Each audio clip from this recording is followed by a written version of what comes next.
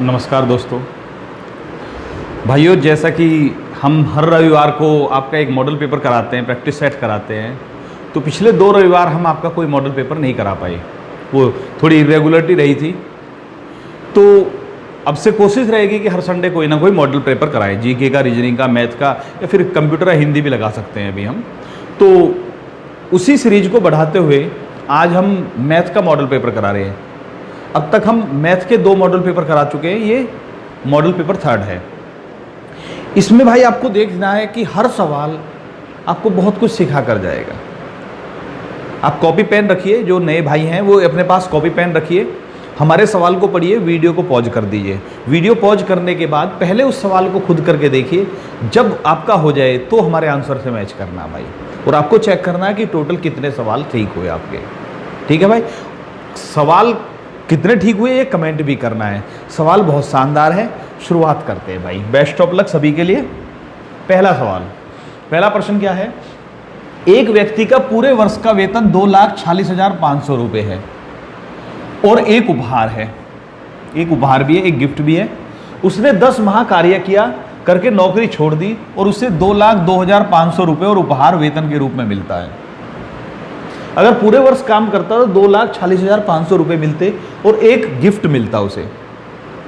ठीक है, लेकिन उसने 10 महीने काम करके नौकरी छोड़ दी तो उसे 2,02,500 रुपये और एक गिफ्ट मिला है। तो आपको बताना है उपहार की कीमत कितने रुपए है। वीडियो पॉज कीजिए और ट्राई कीजिए भाई। बहुत अच्छे, उम्मीद है आपने वीडियो पॉज करके कर लिया होगा। और कोशिश करना भाई कि हर सवाल में 30 या 40 सेकंड से ज़्यादा का टाइम आप खुद पर खर्च ना करें। ऐसा नहीं कि भाई अब आपके हाथ में वीडियो पॉज करना तो 5 मिनट लगा दिए, ऐसा नहीं करना भाई। अगर 30-40 सेकंड में हो रहा है तो ठीक है, वरना कोई भी ऑप्शन लगाइए भाई। ठीक है, ओके भाई, आ जाते हैं। देखिए भाई, भाइयों आप में से बहुत सारे भाइयों ने अलग अलग आंसर दिए होंगे। बहुत आसान चीज़ है ये। इसने क्या कह रहा है कि पूरे वर्ष का वेतन 2,46,500 और उपहार, और 10 महीने का वेतन 2,02,500 और उपहार है। ठीक है, तो उपहार तो दोनों कंडीशन में, गिफ्ट तो दोनों कंडीशन में है, लेकिन 12 महीने और 10 महीने में अंतर क्या है? 2,46,500, 2,02,500, यानी 2 महीने कम काम किया। 2 महीने कम काम किया तो गिफ्ट तो दोनों में मिला ही मिला है, रुपए कम हो गए। कितने रुपए कम हुए? यहाँ 2,46,500 या 2,02,500, कितने कम हुए? 44,000 कम हुए। समझ में आ गया? इसमें से इसको घटाया 44,000, यानी 2 महीने कम काम करने पर 44,000 कम रुपए मिले। इसका मतलब 2 महीने में वो 44,000 रुपये का वेतन होता उसका। तो इसका मतलब 1 महीने में कितना? 22,000 रुपये। 22,000 रुपये उसका वेतन है 1 महीने का, कोई डाउट नहीं। अब पूछ रहा, लेकिन ये तो पूछ रहा उपहार की कीमत कितने रुपए। ठीक है, जब 1 महीने का 22,000 है तो 10 महीने का कितना हो गया भैया? 10 महीने का, 10 माह लिखते हैं यहाँ पर, 2,20,000 रुपये। ठीक है, 10 महीने का क्लियर बैठा। 1 महीने का 22,000 है तो 10 महीने का 2,20,000, लेकिन उसे 10 महीने में मिले, 10 महीने कार्य करके नौकरी छोड़ दी तो 2,02,500 उपहार मिले, यानी 2,02,500 और उपहार की कीमत 2,20,000 होनी चाहिए। समझ में आ गया भाई? तो इसका मतलब 2,02,500 और उपहार मिला 2,20,000 हुआ है। तो इसका मतलब उपहार की कीमत कितनी है? 17,500। कितने कम मिले? 17,500। तो जो गिफ्ट है वो 17,500 रुपये का है। ठीक है भाई, क्लियर हो गया? अगले क्वेश्चन पर चलते हैं। क्वेश्चन नंबर 1 क्लियर हो चुका है। क्वेश्चन नंबर 2, राजेश और पंकज की चाल में 5:4 का अनुपात है। 200 मीटर की दौड़ में राजेश ने पंकज को 8 सेकंड से हराया, तो राजेश की चाल कितने किलोमीटर प्रति घंटा है? ट्राई कीजिए भाई, वीडियो पॉज करके करना है। ठीक है भाई, बहुत अच्छे। देखते हैं। देखिए, राजेश और पंकज की चाल में 5:4 का अनुपात है, तो समय में 4:5 का अनुपात आएगा। ये चाल है, ये समय है। तो राजेश और पंकज के टाइम में कितने का अंतर है? 1x का। यहां पर कितने का अंतर है? 8 सेकंड का। ठीक है, 8 सेकंड 1x, क्योंकि यहां पर 1x का अंतर है, वहां पर 8 सेकंड का अंतर है, तो 8 सेकंड 1x के बराबर है। तो यानी ये 32 सेकंड और ये 40 सेकंड। ठीक है, राजेश की चाल कितने किलोमीटर प्रति घंटा? याद रखना, राजेश की चाल पूछ रहा है, तो राजेश 32 सेकंड में जा रहा है। कितना दूर? 200 मीटर। राजेश की पूछ रहा है। तो राजेश की चाल है 200/32, 200/32, ठीक है। तो 200/32 चाल हो गई है।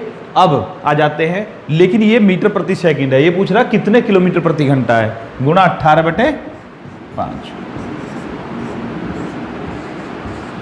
ठीक है भाई। 5 से ये 40 बार कट गया, 4 8 से ये 5 बार, ये 4 बार, ठीक है। 2 दूनी 4, 45/2 यानी 22.5 किलोमीटर प्रति घंटा। इनमें से कोई नहीं, आंसर है इनमें से कोई नहीं। अगर पंकज पूछता तो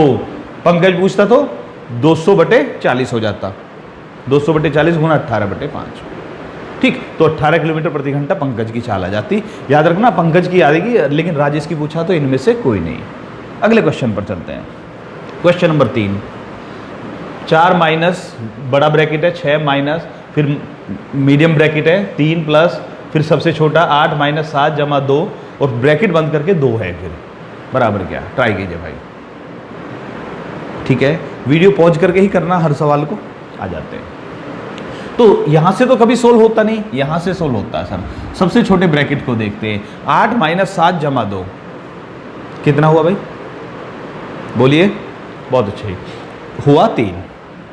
ये हो गया क्योंकि 8 और 2 प्लस के हैं, 7 माइनस का है, ये हो गया 3 गुणा 2, 3 गुणा 2 6, यानी इतने की कैलकुलेशन हो गई 6, ठीक है।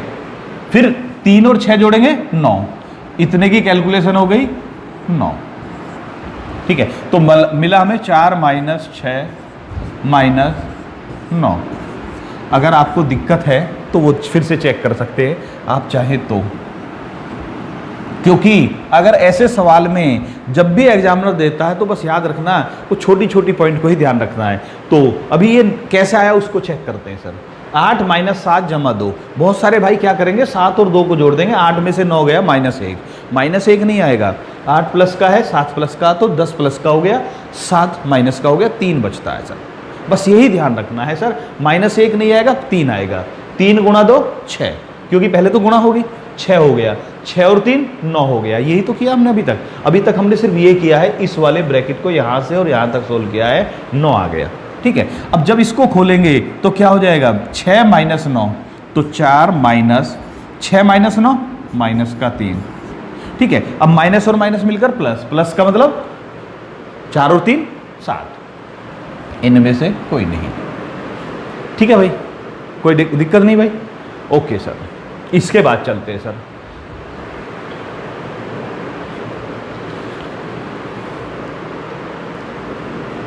कपिल की वर्तमान आयु उसकी 6 वर्ष बाद की आयु और 8 वर्ष पहले की आयु के अंतर से दोगुनी है।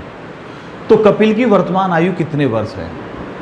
कपिल की वर्तमान आयु उसकी 6 वर्ष बाद की आयु और 8 वर्ष पहले की आयु के अंतर से दोगुनी है। तो कपिल की वर्तमान आयु कितने वर्ष है? ट्राई कीजिए भाई वीडियो पॉज करके, ठीक है भाई, बहुत अच्छे। सर देखिए बहुत आसान सा सवाल है, अगर थोड़ा सा लॉजिक लगाए तो कपिल की वर्तमान आयु जो है वो उसकी 6 वर्ष बाद की आयु और 8 वर्ष पहले की आयु के अंतर से दोगुनी है। अब अगर हम इन देखिए यहां पर 3 आयु दे दी, वर्तमान, बाद भविष्य की और पास्ट की यानी भूतकाल की, तो इन दोनों में कितने का अंतर है? देखिए 6 वर्ष बाद और 8 वर्ष पहले की आयु में कितने वर्ष का अंतर है? 14 वर्ष। अंतर कितना है? 14 का अंतर, ठीक है। बस यही तो सोचना हमें। तो कपिल की वर्तमान आयु इस अंतर से दोगुनी है, तो वर्तमान आयु कितनी है? 28, ठीक है भाई, हो गया सर। कपिल की वर्तमान आयु उसकी इस आयु और इस आयु के अंतर, भविष्य और भूत की आयु के अंतर से दोगुनी है। अंतर कितने था? 14 वर्ष का था, तो 14 वर्ष से दोगुनी यानी 28 वर्ष है, ठीक है भाई। अगले क्वेश्चन पर आते हैं। क्वेश्चन नंबर 5, दूध और पानी के किसी मिश्रण में 20% पानी है।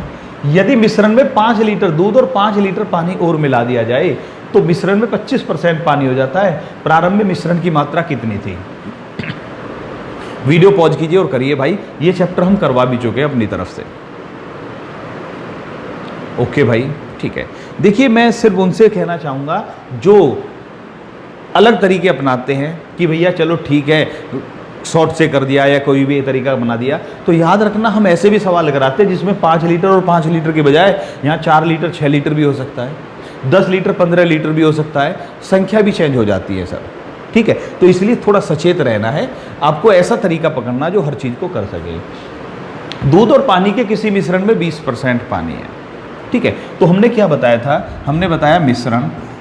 अगर आपने हमारा चैप्टर नहीं देखा है, हमारा ये वीडियो नहीं देखा है, तो मिश्रण वाले 2 वीडियो होंगे शायद, सभी को अच्छी तरह से देख लेना भाई, क्योंकि अगर आपको 100% करना है तो 100% सवाल करने हैं तो ये देख लेना हमने। अब जिन्होंने नहीं देखा वो कहेंगे पता नहीं कौन सा तरीका अपना रहे हैं, थोड़ा लेंथी सा लग रहा है, लेकिन जिन्होंने वो देखा है तो उनको पता चलेगा कि ये तरीका क्यों लगाया था और कितना कारगर है। ये पूरा चैप्टर एक ही तरीके से कवर हो रहा था। ठीक है, दूध और पानी के किसी मिश्रण में 20% पानी है, 20% यानी 5वां भाग। तो अगर पानी x है तो कितना भैया 5x। ठीक है, 5x मिश्रण 1x पानी, या 100x 20x, तो फिर भी वही आना है सर। यदि मिश्रण में 5 लीटर दूध 5 लीटर पानी मिला दें तो मिश्रण बढ़ गया 10, और मिश्रण में 25% पानी हो जाता है, पानी बढ़ेगा कितना 5। ठीक है, 5 लीटर दूध मिलाया 5 लीटर पानी मिलाया तो मिश्रण 10 लीटर बढ़ा, पानी 5 लीटर बढ़ा। तो क्या कह रहा है, तो मिश्रण में 25% पानी हो जाता है। मिश्रण का 25% यानी गुणा 25/100 करो या बटे 4 करो बराबर पानी। ठीक है, मिश्रण का 25% बराबर पानी, तो 4 की गुणा इधर कर देते हैं, तो 5x जमा 10 यहीं पर कर देता हूं मैं, बराबर 4x जमा 20। ठीक है, इसको इधर ले गए, इसको इधर ले गए, x बराबर आ गया 10। x बराबर 10 आया। पूछ रहा शुरू में मिश्रण की मात्रा कितनी थी, शुरू में मिश्रण था 5x, 5x बराबर 50 लीटर। 1x बराबर 10 तो 5x बराबर 50 लीटर, शुरू में मिश्रण था 50 लीटर। ठीक है भाई, आसानी तरीका है। अगर आप इस तरीके को जानते हैं तो मिश्रण के चैप्टर का कोई सवाल नहीं बचेगा। अगर आपने नहीं देखा है तो आपको मैं आई बटन पे वीडियो सेट कर दिया है मिश्रण वाला, आप उसी से ट्राई कर लीजिए भाई, जरूर देखिए, या फिर हमारी प्ले लिस्ट में जाइए मैथ वाली में, उसमें मिल जाएंगे आपको पूरा मैथ। Question number 6। हाँ जी भाई, 16 की क्यूब माइनस 64 का वर्ग माइनस 16 की क्यूब भाग 64 का वर्ग बराबर क्या। ट्राई कीजिए भाई। ओके, बहुत अच्छे। मुझे मालूम है आपने वीडियो पॉज करके किया होगा। देखते हैं, सवाल बहुत आसान है लेकिन हल्की सी गलती की गुंजाइश है, इसीलिए हमने सवाल को यहाँ पर रखा है। देखते हैं 16 की क्यूब। अब देखिए 64 के हो 16 के हो, या तो 4 के रूप में ले लो या 2 के रूप में ले लो, आपको देखना है सर। 4 के रूप में भी लिया जा सकता है, 2 के रूप में भी लिया जा सकता है। तो आ जाते हैं भाई, इसको बोलेंगे 2 की पावर 4 कह सकते हो, या 4 की पावर 2, तो 4 के रूप में ले लेते हैं। ठीक है, 4 की पावर 2 की पावर 3 माइनस 4 की पावर 3 की पावर 2, एक ब्रैकेट में ये है सर, माइनस दूसरे ब्रैकेट में 4 की पावर 2 की पावर 3 भाग 4 की पावर 3 की पावर 2। ठीक है, ओके। तो 4 की पावर 6, 4 की पावर 6, हर जगह 4 की पावर 6 हो गया, तो 4 की पावर 6 माइनस 4 की पावर 6 पहले ब्रैकेट में बन गया ये, माइनस 4 की पावर 6 भाग 4 की पावर 6। बस इसमें और कुछ नहीं है, बस बहुत आसान चीज़ है लेकिन देखना है। तो 4 की पावर 6 में से 4 की पावर 6 घटाए तो क्या बचा 0, माइनस 4 की पावर 6 को 4 की पावर 6 से भाग दिया, क्या बचा 1, 0 में से 1 गया, -1 आंसर आएगा। बस इसमें यही देखना है कि आप इस चीज़ को हैंडल करते हैं या नहीं, क्योंकि जल्दबाजी में बहुत सारे भाई ऐसे छोटे छोटे सवालों को भी गलत कर देते हैं। ठीक है, क्वेश्चन हो गए 6। अगले क्वेश्चन पर आते हैं 7वें पर। क्वेश्चन नंबर 7, 5487 गुणा 5488 में कौन सी संख्या जोड़े की पूर्ण वर्ग प्राप्त हो जाए। ऑप्शन दे रखे हैं आपके सामने, वीडियो पॉज करके ट्राई कीजिए भाई। ओके, बहुत अच्छे, आ जाइए सर। देखिए इसकी गुणा करके गुणनफल निकाले, बहुत बड़ा आएगा। अब देखिए 4 अंकों की 2 संख्याएं हैं, गुणनफल बहुत बड़ा आएगा, फिर उसमें कुछ जोड़कर बताएं।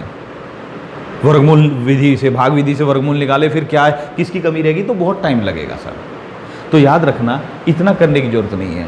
अगर दो क्रमागत संख्याएं दे रखी हों, एक का अंतर वाली संख्याएं, और पूछा जाए कि इनके गुणा में क्या जोड़े कि पूर्ण वर्ग प्राप्त हो जाए, तो याद रखना अगर पूछ रहा क्या जोड़े तो आंसर होता बड़ी संख्या। उनमें से जो बड़ी संख्या उसको जोड़ने पर पूर्ण वर्ग प्राप्त हो जाता है। अगर पूछे क्या घटाएं तो छोटी संख्या आंसर। पूछ रहा क्या जोड़े तो बड़ी संख्या आंसर, क्या घटाए तो छोटी संख्या आंसर। अब बहुत सारे भाई कंफ्यूज हो जाएंगे, तो उनके लिए छोटी संख्याओं पर चेक कर लेते हैं। हमारे पास है 3 गुणा 4, कितना बैठता 12। पूछ रहा क्या जोड़े कि पूर्ण वर्ग मिल जाए। अगर हम इसमें 4 जोड़ देंगे तो पूर्ण वर्ग हो जाएगा, या 12 में से 3 घटा देंगे तो भी तो पूर्ण वर्ग बन जाएगा। समझ में आ गया ना। तो या तो 4 जोड़ दो 16, या 3 घटा दो पूर्ण वर्ग। और देख लेते हैं 6 गुणा 7 42। अगर 42 में हम 7 जोड़ दें तो 49 बनेगा पूर्ण वर्ग, और 42 में से 6 घटा दें तो 36 बनेगा पूर्ण वर्ग। ठीक है, तो आगे से ध्यान रखना अगर एक के अंतर वाली संख्या है, ठीक है, एक के अंतर वाली संख्या है, दो क्रमागत संख्या है, और पूछा जाए उनके गुणा में क्या जोड़ेगी पूर्ण वर्ग प्राप्त हो जाए, तो जोड़ने का मतलब है बड़ी संख्या आंसर। और अगर पूछ रहा क्या घटाएं तो छोटी संख्या आंसर रखना। यहां तक क्लियर होगा। ओके भाई, अगले क्वेश्चन पर आते हैं। एक बात और, अगले क्वेश्चन पर जाने से पहले मैंने क्या बताया, ये कहां पर लागू होता है, जहां पर एक का अंतर होता है। अगर 2 का अंतर हो कभी भी, मान लिया कह रहा है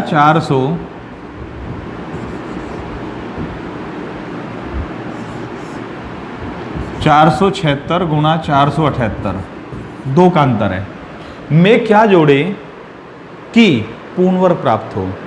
तो याद रखना क्या जोड़े, अगर 2 का अंतर है तो सिर्फ पूछेगा क्या जोड़े, तो आंसर सदा 1 होगा। 1 जोड़ने से पूर्ण वर्ग प्राप्त हो जाता है सर। कोई सी भी 2 के अंतर वाली संख्या है, ट्राई कर सकते हैं आप चाहे तो। ठीक है, जब चैप्टर आएगा तो मैं और डिटेल में बता दूंगा, लेकिन अभी तो मैं सवाल के दौरान ही बता रहा हूं। मान लिया आपसे कहे कोई 4 गुणा 6, 1 जोड़ने से वर्ग बन जाएगा, ओके।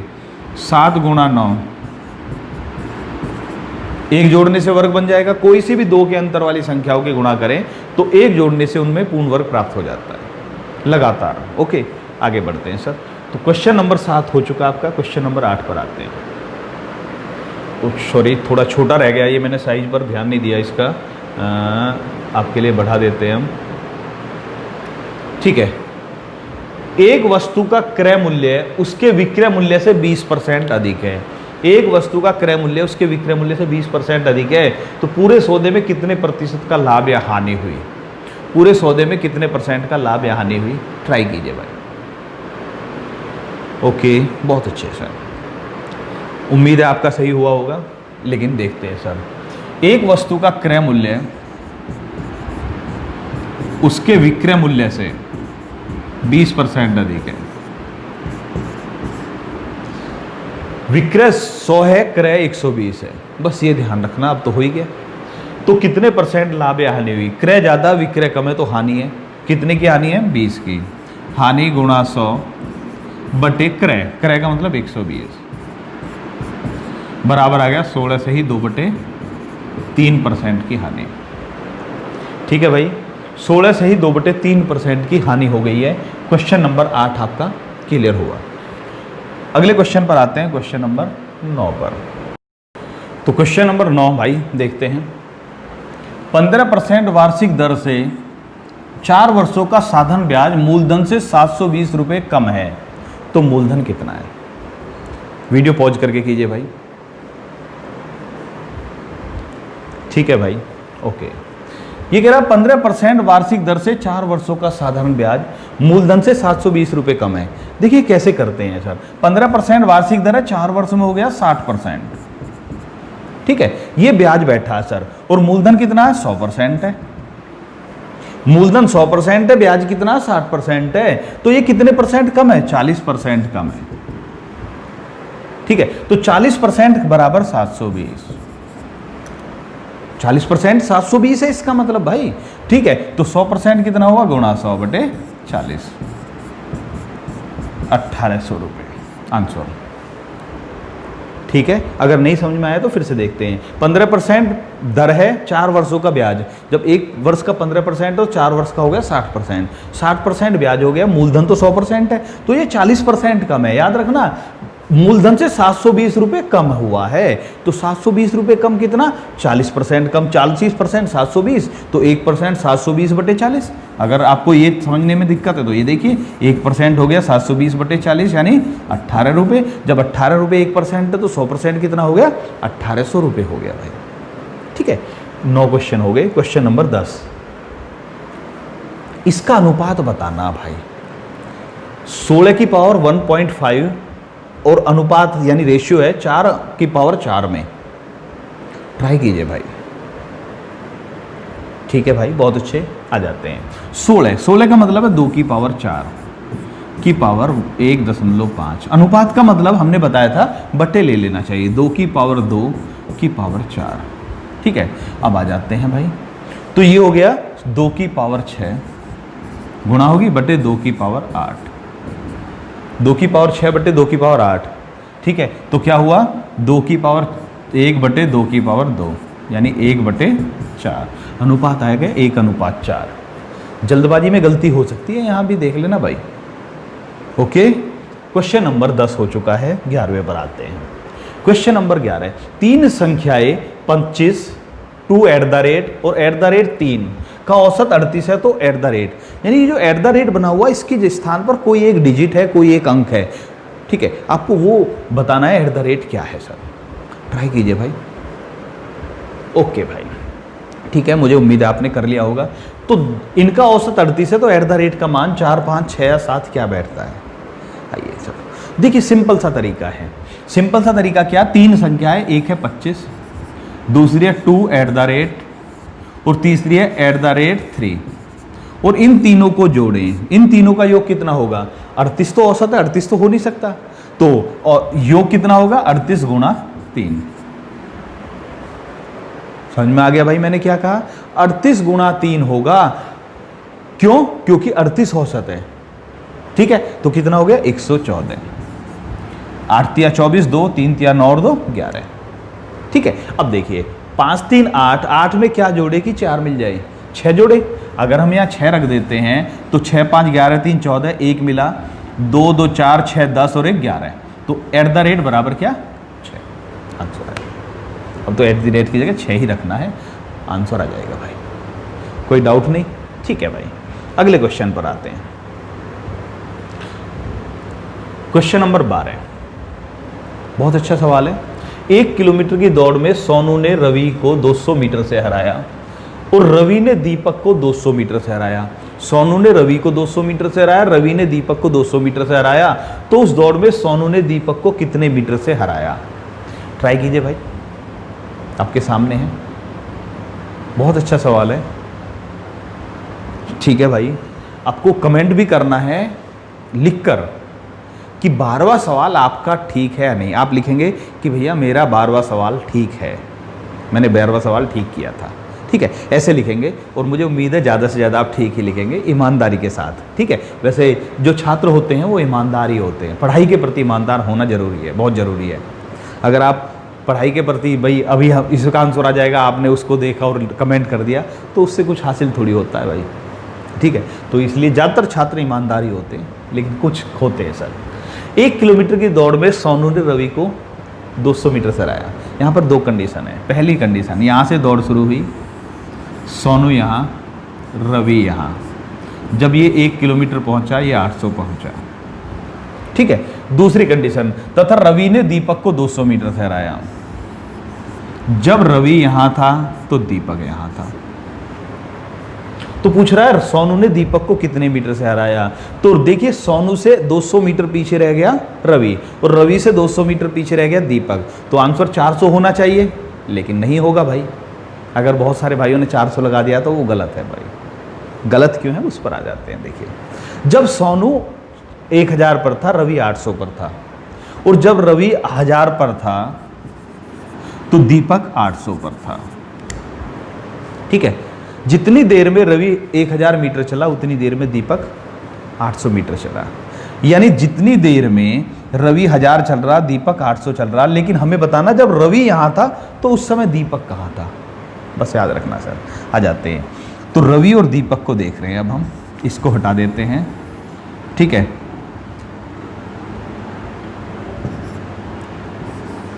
ये दीपक है, सॉरी, इधर लिख लेते हैं हम, जिससे कि थोड़ा जगह मिल जाए, स्पेस मिल जाए। दीपक रवि, रवि 1000 तो दीपक 800, यानी रवि 10 मीटर जा रहा तो ये 800 मीटर जा रहा है, ठीक है। 10-8 का अनुपात है चाल में। लेकिन हमें बताना है कि रवि जब 800 चला तो दीपक कितना चला, इसको 800 चलाना। रवि जब इतनी देर में 1000 चल रहा है, ये 800 चल रहा है, यानी जितनी देर में रवि 10 चल रहा है उतनी देर में दीपक 8 चल रहा है। तो जब ये 800 चलेगा तो इसका मतलब 80 गुना टाइम लगेगा। इसमें 80 की गुणा करें तो इसमें भी 80 की गुणा करेंगे, 640। समझ में आ गया? यहाँ 80 की गुणा हुई, यहाँ भी 80 की गुणा हुई। तो जब रवि 800 चलेगा तो दीपक चलेगा 640। सॉरी, चलो यहाँ दीपक इधर लिख लेते हैं हम। कोई डाउट तो नहीं भाई? Okay sir. तो अब सवाल क्लियर हो चुका है कि जब सोनू चलता 1000 तो रवि चलता 800, दीपक चलता 640। तो पूछ रहा सोनू ने दीपक को कितने मीटर से हराया, तो सोनू ने दीपक को कितने से हराया, 360 मीटर। आंसर आ गया 360 मीटर। ठीक है भाई, कमेंट जरूर करना कि भैया आपका आंसर सही है या नहीं है, क्योंकि मुझे मालूम है बहुत सारे भाई 400 करेंगे, बहुत सारे भाई 250 भी करेंगे, इसको उल्टी तरफ से सोच गए। तो सही आंसर है 360 मीटर। कमेंट जरूर करके बताना भाई। अगले क्वेश्चन पर आते हैं। क्वेश्चन नंबर 13, किसी स्थान पर 7 गायों की रखवाली एक ग्वाला करता है। यदि उन सभी के पैरों की कुल संख्या 180 हो तो वहां कितनी गाय है। बहुत आसान सा एक सवाल है, ट्राई कीजिए भाई, वीडियो पॉज करके करना है। ठीक है भाई, देखते हैं सर, बहुत आसान है। गाय और ग्वाला, ये जो हम लिखते हैं ये इसलिए लिखते हैं जिससे कि ऐसे हर सवाल आप आगे फ्यूचर में कर सकें। ऐसे सवाल भी कर सके जो आपने कभी पढ़े नहीं है, वो सवाल भी, क्योंकि आप लॉजिकली सोच रहे हैं। और हर बार हर एग्जाम में 1-2 सवाल ऐसे होते हैं जो आप किताबों में नहीं पढ़ते, उसमें आपकी सेंस ही काम करती है। आ जाते हैं, किसी स्थान पर 7 गायों की रखवाली एक ग्वाला करता है, यानी अगर एक ग्वाला है तो गाय कितनी है, उनसे 7 गुना है। समझ में आ गया भाई? ठीक, एक ग्वाला, ग्वाले की संख्या A, तो गाय है 7A, 2 ग्वाले तो 14, 3 है तो 21। ओके, तो जितने ग्वाले हैं उनसे 7 गुनी गाय है। उनके पैरों की कुल संख्या, गाय के 4 पैर 28A, और पुरुष के ग्वाले के 2 पैर 2A। ये संख्या है, ये पैरों की संख्या। सभी को जोड़े तो 30A बराबर 180, A बराबर 180/30, कितना आ गया, 6। यानी 6 ग्वाले हैं, 42 गाय हैं। आंसर आ गया A। ठीक है, 6 ग्वाले 42 गाय, ट्राई कर सकते हैं आप। ओके, अगले क्वेश्चन पर, क्वेश्चन नंबर 14। आसानी है। A संख्याओं का औसत B² है तथा B संख्याओं का औसत A² है, तो सभी संख्याओं का औसत क्या होगा। ट्राई कीजिए भाई। ठीक है, आ जाते हैं। N एवरेज टोटल, A संख्या है, औसत है B², तो टोटल कितना हो गया, AB²। क्लियर हो गया? B संख्या है, औसत है A², तो टोटल कितना हो गया, BA²। अगर सभी को जोड़ दें, सभी को जोड़ दें तो सभी संख्या A + B, टोटल कितना है, AB² + BA²। कह सकते हैं भाई? ठीक है, देखिए, A संख्या औसत B², टोटल AB², B संख्या औसत A², टोटल BA², कुल संख्या होगी A + B, टोटल हो गया। ये पूछ रहा है सभी संख्याओं का औसत, ये पूछ रहा है सर। औसत बराबर क्या होता है, टोटल बटे n। टोटल बटे n, टोटल को n से भाग दे तो औसत मिलता है। बस याद रखना है सर, हमें औसत बताना है इन संख्याओं का। ये n है, ये टोटल है, टोटल बटे n, यही तो बताना था। ये आप मुजबानी यहाँ पर भी आ सकते थे, वो जो अब लिखा आपने वो कुछ लिखने की ज़रूरत नहीं थी, डायरेक्ट यहाँ पर आ सकते हैं अगर प्रैक्टिस अच्छी है। इधर भी ए बी है, इधर भी ए बी है, हमने ए बी कॉमन ले लिया, यहाँ बचा बी प्लस ए बटे ए प्लस बी, ए प्लस बी से ए प्लस बी कट गया, बचा क्या ए बी। आंसर औसत है डी, ए बी। क्लियर हो गया भाई? ठीक है, क्वेश्चन 14 हो चुका है, 15वें क्वेश्चन पर आते हैं। क्वेश्चन नंबर 15 कह रहा है दाल की कीमत पहले 80 रुपये प्रति किलोग्राम थी, जो कि बढ़कर 88 रुपये प्रति किलोग्राम हो गई। पहले 80 थी, फिर 88 हो गई। विवेक ने दाल की खपत 20% कम कर दी, उसने दाल की खपत 20% कम कर दी, उसके द्वारा दाल पर होने वाले कुल खर्च में कितने % की कमी हुई? तो उसने जो खपत कम की है तो उससे उसका खर्च में परसेंट कमी हो गई, कितने % कम हुआ? आ जाते हैं भाई। ऐसे सवाल के लिए बहुत आसान तरीका, देखिए टोटल ही करके देखना सर। देखिए डायरेक्ट करेंगे तो हो जाएगा, लेकिन कन्फ्यूजन भी रहेगा सर, तो इसलिए हम देखते हैं। पहले 80 रुपये किलोग्राम की दाल थी, मान लिया वो 100 किलोग्राम दाल खरीदता था, यानी कितने खर्च होते थे उसके? 8000 रुपये मान लिया, ठीक है। 80 रुपये किलोग्राम वाली एक वर्ष में वो 100 किलोग्राम दाल यूज करता था मान लिया, तो उसके 8000 रुपये वार्षिक खर्च था। दाल का रेट हो गया 88, उसने 20% दाल कम कर दी, यानी 80 खरीदने लगा। पहले रेट था 80, मात्रा थी 100, कुल खर्च था 8000। फिर रेट बढ़ गया, उसने क्वांटिटी कम कर दी, क्वांटिटी कम करने पर कितना हुआ? 8 अट्ठे 64, 6 8 अट्ठे 64, 7040, ठीक है। 8 अट्ठे 64, 6 बचा, 8 अट्ठे 64 और 6 70, 7040। अभी उसके कम हो गया है, कितना कम हुआ भैया? बोलिए 960 रुपये, ठीक है भाई। 960 रुपये की कमी हुई है, लेकिन पूछ रहा कितने % कमी हुई? तो कमी का % कैसे निकालेंगे? देखिए ऐसी स्थिति में कमी या वृद्धि पूछ रहा है तो फॉर्मूला नोट कर लेना। कमी पूछ रहा तो कमी गुणा 100 बटे पूर्व मूल्य, ठीक है। पहले वाला जो मूल्य था, मूल्य का मतलब रेट नहीं है, मूल्य का मतलब टोटल कितना खर्च था, टोटल अमाउंट, ठीक है। कमी गुणा 100 बटे पूर्व मूल्य, वृद्धि है तो वृद्धि गुणा 100 बटे पूर्व मूल्य। पूर्व मूल्य का मतलब, ठीक है, पूर्व मात्रा भी हो सकता है। मात्रा का मतलब क्या है? मात्रा का मतलब ये है कि जो जिसमें कमी या वृद्धि हुई है उनमें पुरानी वाली जो चीज़ है, ठीक है, वो हो सकता है। तो अब आ जाते हैं, तो कमी कितने की हुई है? आ जाते हैं भाई, कमी हुई है 960 गुणा 100 बटे पूर्व मूल्य। अब यहां पर याद रखना पहले वाला ये है 8000 है, ओके।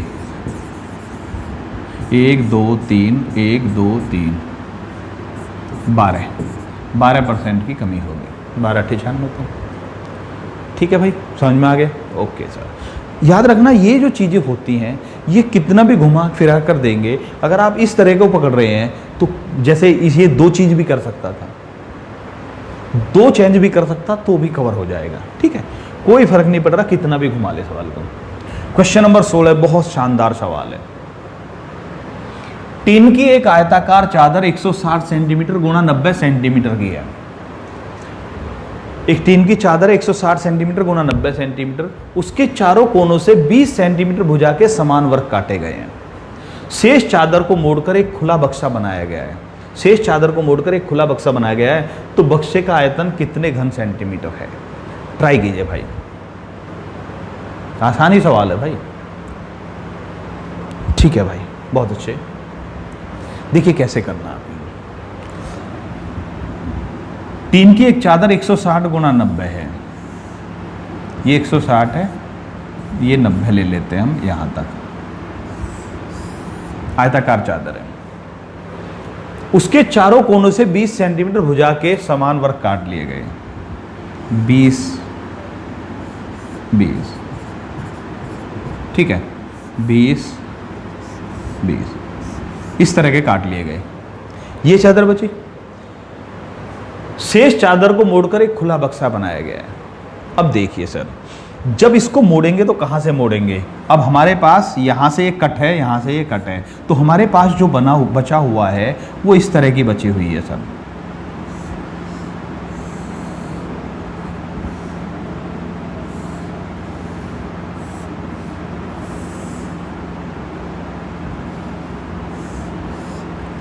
इस तरह की बची हुई है। अब इसको हमें अगर मोड़कर एक खुला बक्सा बनाना है तो हम इसको मोड़ेंगे पहले, यहाँ से, यहाँ से, यहाँ से और यहाँ से, ठीक है। इन चारों कोनों को मोड़ देंगे जो कटिंग के बाद है, ठीक है। इसको मोड़कर ऐसे कर देंगे, इसको मोड़कर ऐसे, इसको मोड़कर ऐसे और इसको मोड़कर ऐसे।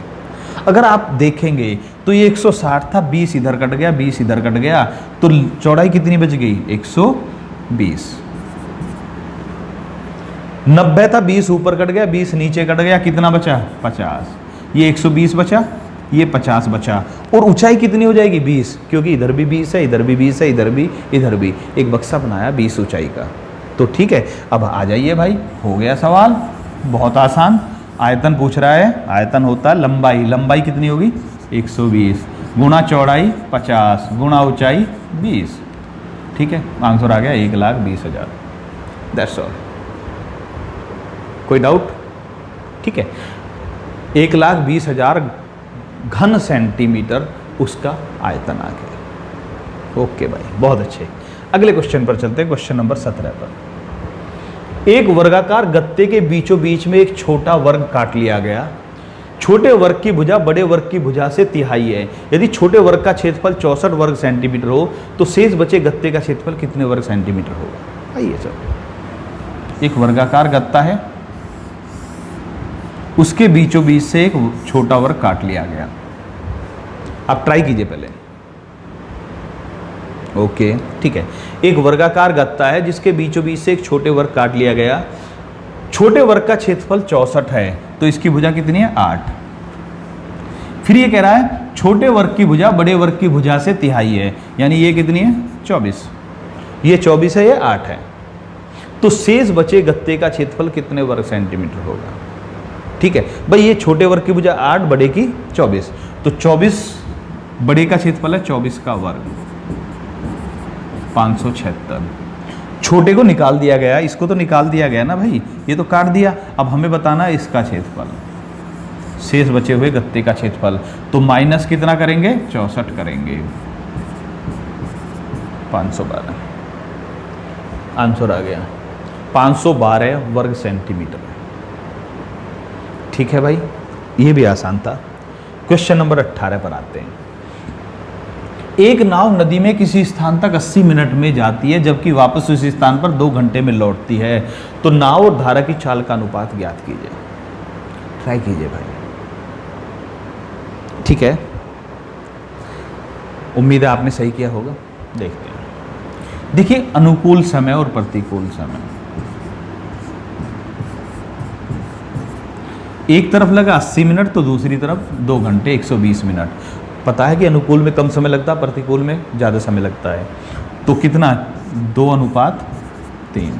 ये समय है सर। तो चाल का अनुपात कैसा हो जाएगा? उल्टा हो जाएगा, 3:2। तो चाल में, अनुकूल में और प्रतिकूल में 3:2 का अनुपात है। लेकिन ये मत कर देना भाई, क्योंकि ये अनुकूल चाल प्रतिकूल चाल नहीं पूछ रहा, अनुकूल नाव और धारा की चाल का अनुपात पूछ रहा है। ये जो 3 और 2 दिया है यही तो गड़बड़ करता है, क्योंकि 3:2 का चाल का अनुपात किसका आया है? नाव की अनुकूल चाल, नाव की प्रतिकूल चाल। ओके, आगे बढ़ते हैं सर। अब इसको हम हटा देते हैं यहाँ से। अनुकूल और प्रतिकूल चाल में 3:2 का अनुपात आया है। अनुपात कितना? 3:2 बराबर नाव की चाल प्लस धारा की चाल, अनुपात नाव की चाल माइनस धारा की चाल, कह सकते हैं ना। ये अनुकूल चाल, ये प्रतिकूल चाल, अनुकूल प्रतिकूल, अंदर से अंदर बाहर से बाहर गुणा, तो 3n minus 3d equal to 2n plus 2d। इसको इधर ले जाओ, इसको इधर ले जाओ, n बराबर 5d। तो n बटे d बराबर, d को इधर ले आए, बटे d बराबर 5/1, यानी 5:1। ऐसे भी कर सकते हो, ठीक है। फिर तो आप जानते ही हैं कैसे करना, अंदर से अंदर बाहर से बाहर गुणा वाला। ये ऐसा तरीका जो फेल नहीं होता, बहुत अच्छा तरीका है। बाकी अगर सेंस लगा दे तो ज़्यादा अच्छी बात है। आ जाइए क्वेश्चन नंबर 19। दो संख्याओं का गुणनफल 390 और उनके वर्गों का योग 901 है, तो उन संख्याओं का योग कितना होगा? ट्राई कीजिए भाई। ओके, दो संख्याओं का गुणनफल AB बराबर 901 और उनके वर्गों का योगफल, सॉरी थोड़ा सा मैंने उल्टा लिख दिया है, दो संख्याओं का गुणनफल 390 और वर्गों का गुणनफल 201, वर्गों का योगफल 201 है। उन संख्याओं का योग, यानी हमें ए और बी का योग बताना है। आ जाइए भाई, देखिए अब ए भी पता है, ए स्क्वायर प्लस बी स्क्वायर पता है, तो हम क्या करते हैं, इसमें ए बी में 2 की गुणा करते हैं तो 2ab ले लेते हैं, 780। ठीक है, इसका दुगुना कर दिया ये। अब अगर हम इन दोनों को जोड़े तो क्या होगा, ये a square plus b square plus 2ab यानी ए प्लस बी का होल स्क्वायर बराबर इन दोनों को जोड़ा 1681। अब 1681 ए प्लस बी का होल स्क्वायर है, लेकिन हमें तो ए प्लस बी चाहिए। अब ए प्लस बी चाहिए तो 39, 41, 43 या 37 क्या आएगा, इसका वर्गमूल निकालना पड़ेगा। अब क्योंकि वर्गमूल 1 कब आएगा, जबकि हमारा 41 हो, या तो 9 से आता है या 1 से आता है, आंसर आ गया 41। 1681 का वर्गमूल 41 आ गया। ठीक है भाई, ओके, अगले क्वेश्चन पर चलते हैं। लास्ट क्वेश्चन आज का, 100 से 300 तक की कितनी संख्याएं 13 से पूर्णतः विभक्त होती हैं? ऑप्शन 14, 15, 16, 17। ट्राई कीजिए भाई। ठीक है, देखिए इस सवाल में मैं जो आपको बताना चाह रहा हूं सिर्फ वो बहुत आसान सवाल है, लेकिन ये सवाल आसान होने के बाद भी बहुत सारे भाई गलत करते हैं। कैसे? 100 से 300 तक की कितनी संख्याएं 13 से पूर्णतः विभक्त होती है? तो बहुत सारे टीचर भी बताते हैं, बहुत सारे स्टूडेंट यही करते हैं कि इन दोनों को घटाते 200 घट लिया और 13 से भाग दिया, 13 कम 13 कितना बचा? 7, 13 पंजे 65, वो बताएंगे 15 आंसर, उनके हिसाब से 15 आंसर आ जाता है। अब देखिए सर, देखिए मैं जो कह रहा हूं, मैं ये नहीं कह रहा कि ये आंसर गलत है, मैं ये भी नहीं कह रहा कि ये आंसर ठीक है। ये आंसर गलत भी हो सकता है, ठीक भी हो सकता है। क्यों हो सकता है, ध्यान से सुनना, वो जो मैं समझाना चाह रहा हूं उसी पर ध्यान देना आपको। इसको अगर आप डायरेक्ट घटाकर करते हैं तो गलती होने के बहुत ज़्यादा चांस है, लेकिन हमें करना क्या है, ऐसे सवाल में पहले बड़ी संख्या को भाग देंगे। याद रखना, पहले बड़ी संख्या को। 13 दूनी 26, 13 ती 39। ठीक है, 13 दूनी 26, 4 बचा, 13 ती 39। फिर इसको छोटी संख्या को भाग देंगे,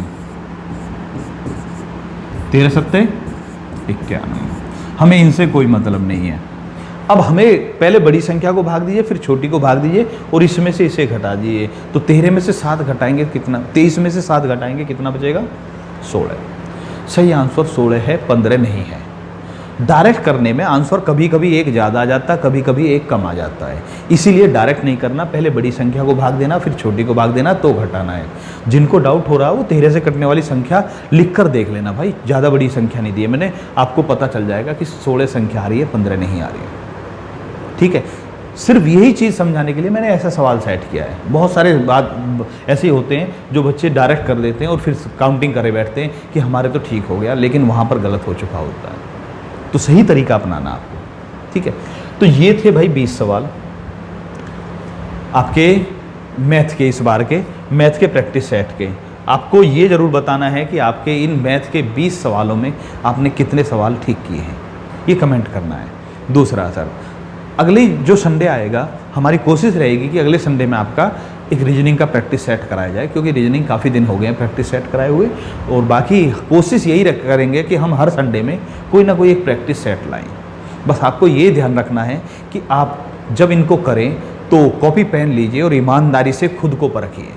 कोई जल्दबाजी नहीं है, कोई बेईमानी नहीं होनी चाहिए, ईमानदारी से खुद को परखना आपको। ठीक है, आज की वीडियो में इतना ही, अगली वीडियो में फिर मिलते हैं।